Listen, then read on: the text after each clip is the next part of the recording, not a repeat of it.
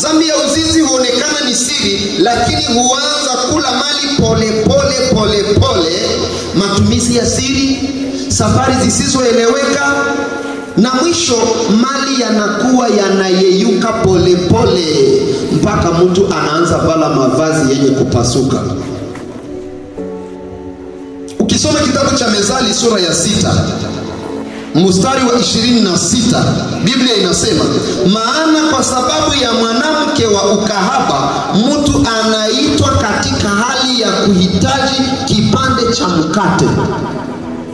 Na japo alikuwa na chakula nyingi, lakini kwa sababu ya mwanamke msharati mtu anafika kipindi ambacho atakuwa anahitaji nini? Kipande cha nini? Ile ni kitabu cha Mezali. Ni kusema hii dhambi inaweza kukuletea laana, mali yako yote yanakwisha na unakuwa katika hali ya umaskini na uhitaji wa kuombaomba.